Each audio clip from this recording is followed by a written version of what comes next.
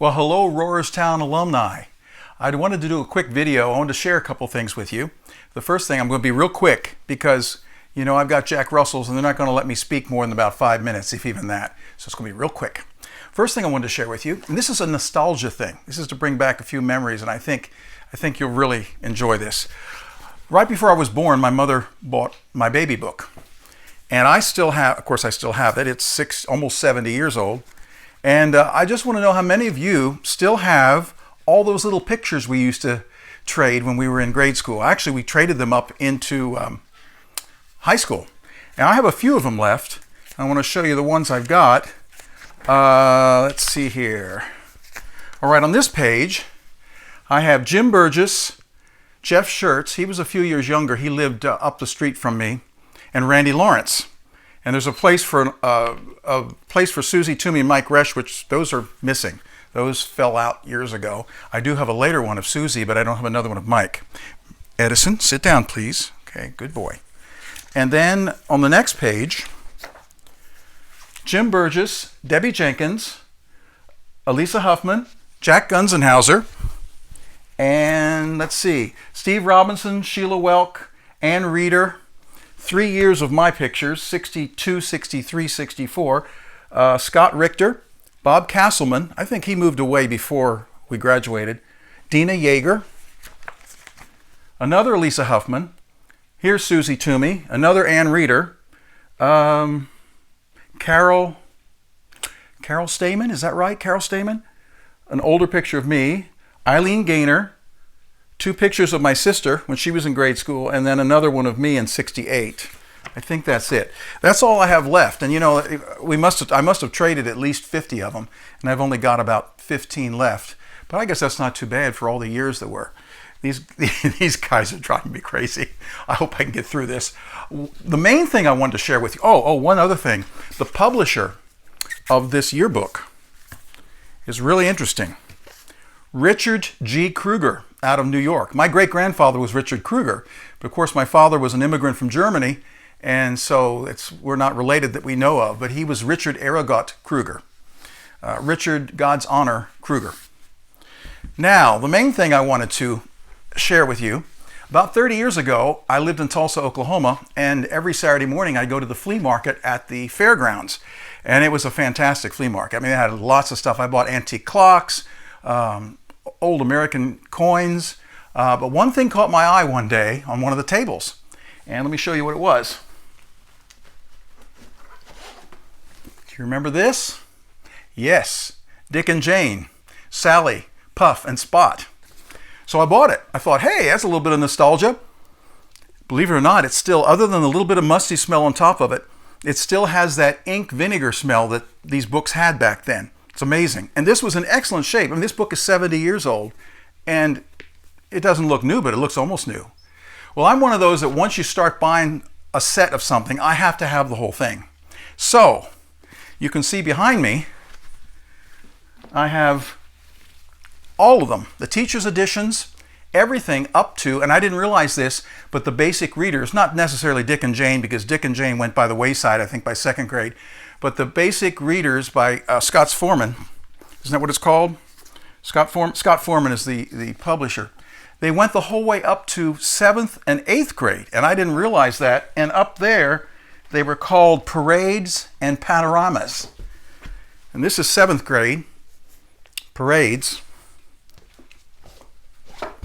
And this is 8th grade, Panoramas.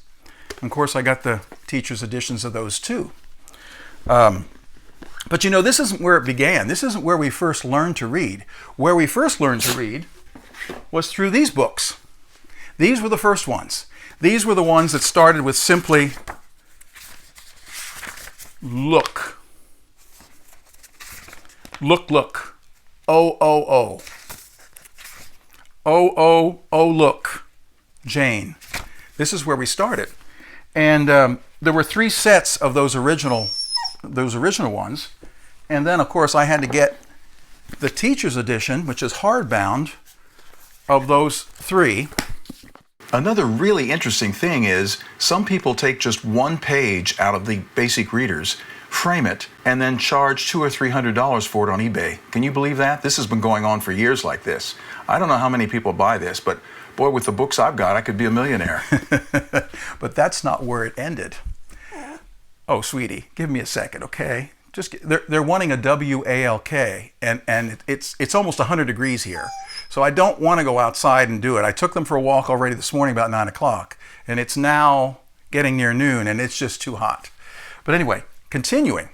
So, hey, guess what? What other books did we use in grade school? Heath Science. So I decided to get all of those too. So I have Heath Science, first grade, of course, teacher's edition and regular, second grade, the whole way up to sixth grade. So I have all of them.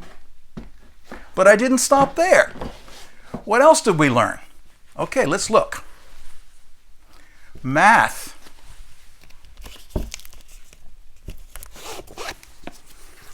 The new Winston Arithmetics.